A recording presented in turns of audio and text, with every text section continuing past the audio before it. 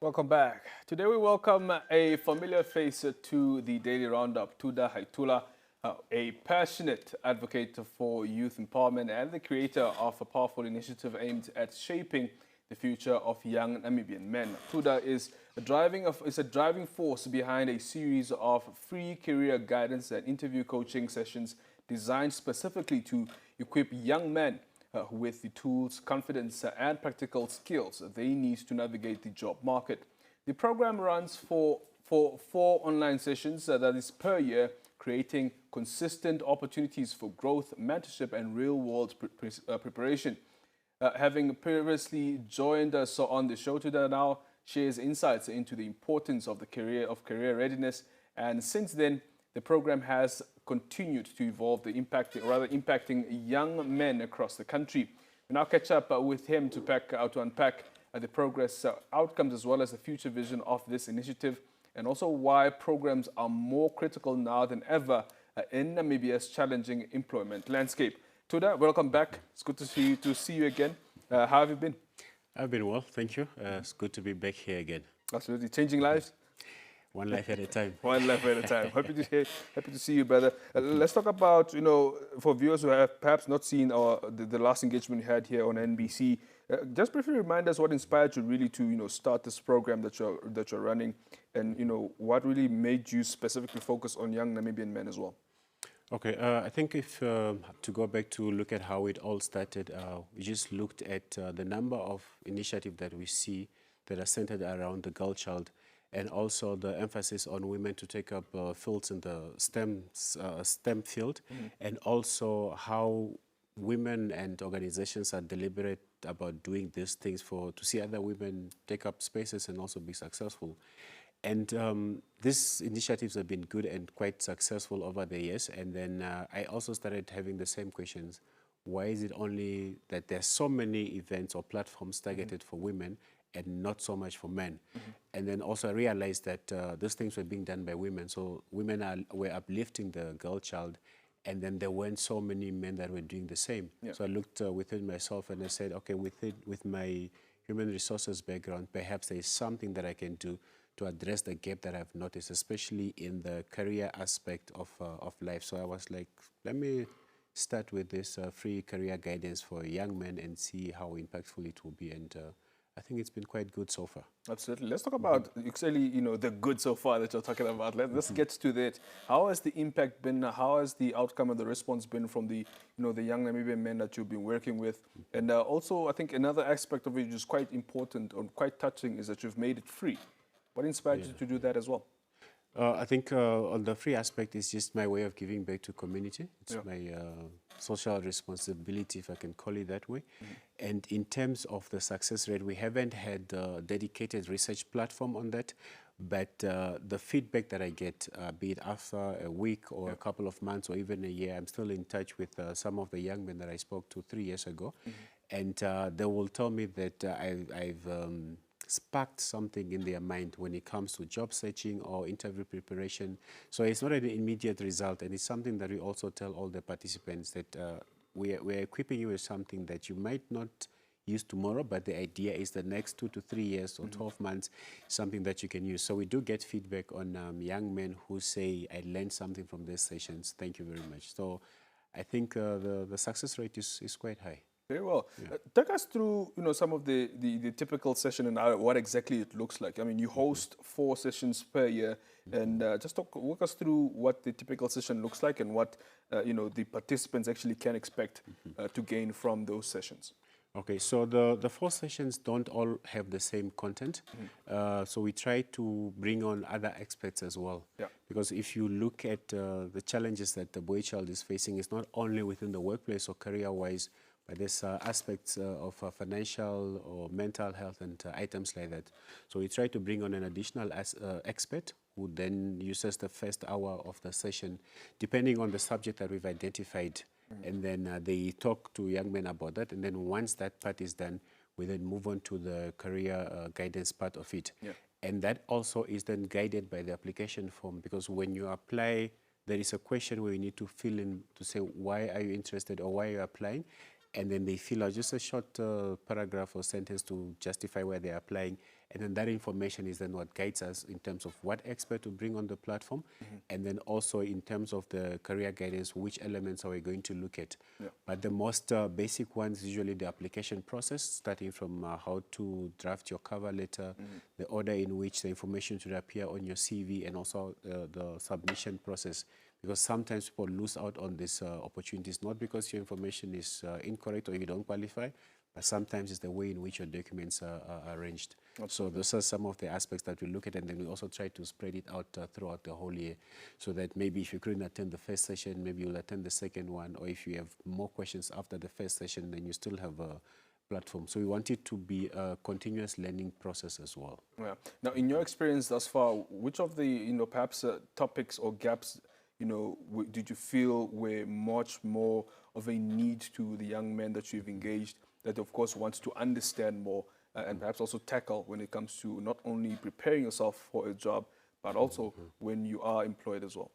No, I think the main one is the little information that we tend to overlook, especially as simple as putting on your CV that you do have a driving license.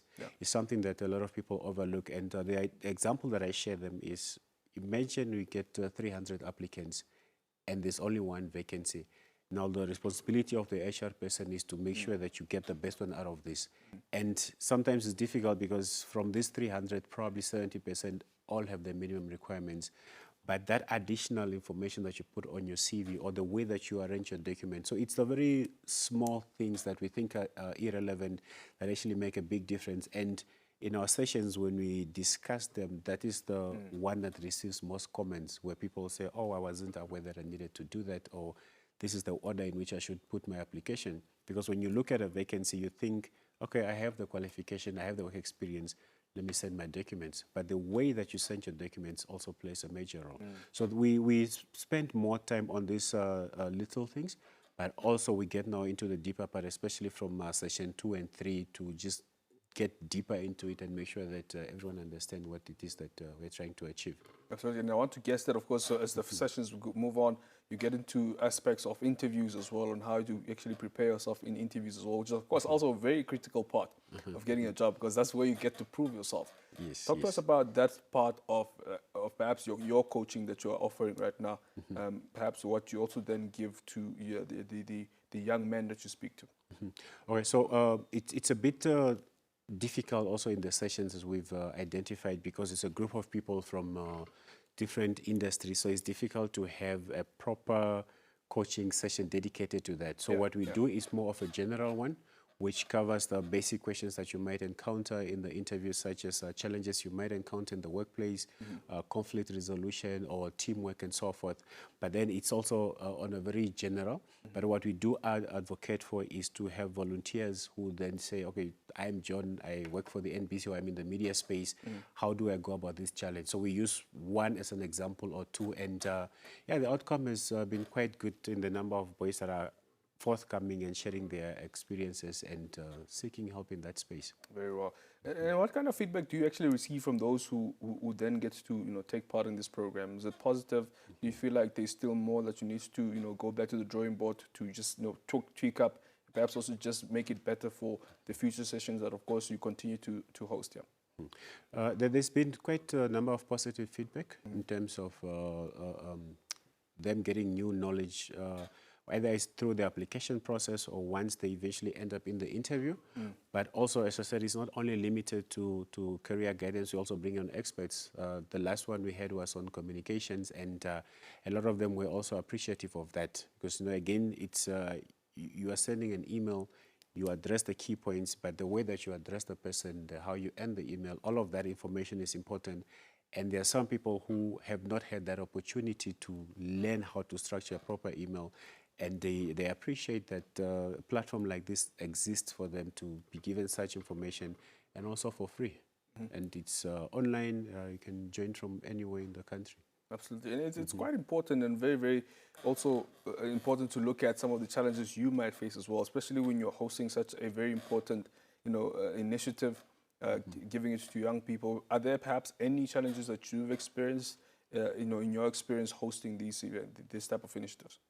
Yeah, I think the main challenge we're still trying to understand what is the root cause is we have a very high number of registrations, can get up to 300 or 250, and It's a big then number. the attendance is sometimes between 50 and 70. So we're still trying to understand why we have such a high registration and low attendance. And I'd like to believe there are some people who forward the link to the men in their lives to register, and then they do register, and then they don't show up. So for this year, we are encouraging if you are sending the link to someone, especially the younger ones, let's say the mothers that are sending to their sons, if they can register themselves so that the communication can be sent to their email and ensure that the boy child does attend some of these sessions that are given. I think that's the main challenge that we faced. And of course, issues of connectivity. There are some that have registered, agreed to attend, and then on the day, unfortunately, they don't show up, either data issues or network, and unfortunately, those are some of the challenges that are beyond our control. Yeah, very well. And in a country where, of course, young people, like any other part in the country, struggle with employability, how important are initiatives like yours to, in actually complementing what is already existing, which is formal education, in making sure that, people actually are having the know-how or the knowledge when it comes to, making sure they understand how to actually enter the employment space? No, I think I'll go back to the example that I shared of when there's a vacancy and then 300 people apply to that. Yeah. And the human resources person has the responsibility of long listing and then short listing and then eventually coming down to this one person. And it's a bigger problem of high unemployment because now everyone is trying to fight for this position. And that is why now you need to go through all of this process, make sure that your documents are in order, your cover letter is well aligned, and all of those things that would probably not think are necessary if we didn't have such a high unemployment. So I think it's important that people do attend this type of sessions, and not also only for human resources, but also communications, or also teamwork and conflict resolution, so that when you eventually get this platform to be in a workplace, at least you are well equipped to navigate and find your way within that, in terms of communication and also just how to work with colleagues and make the workplace a conducive one. Absolutely. Finally, for young men who are watching right now who may feel discouraged or unprepared for the job market, what is your message to them that you would like to lift to them for them to actually lift their head up and actually look at how important really these sessions are to them? Well, number one is to say don't disqualify yourself. So go out there, try opportunities. And then also there are so many free online platforms. I think what I'm doing is drop in the ocean. There's platforms like YouTube and TikTok where you can put up a topic, whether it's on conflict resolution or career guidance, and then within your free time, try to learn as much as you can. And then there's also a lot of short courses that you can do. So the idea is to be a wholesome person where you know so much, and then when you're given a responsibility, you can effectively execute it, and someone that can be relied on to do multiple tasks and do them effectively well. Absolutely. Tuuda, thank you so much for the great work that you're doing.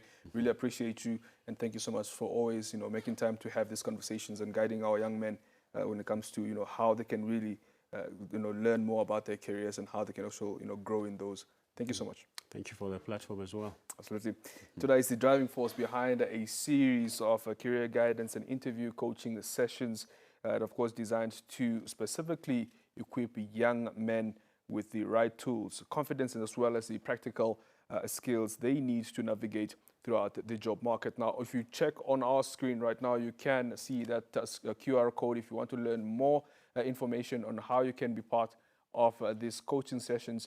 You can scan that QR code that you're seeing on the screen right now, and you can find the link, of course, to all information on how you can register for this coaching session. That also wraps up today's edition of the Daily Roundup with, of course, Nina standing in for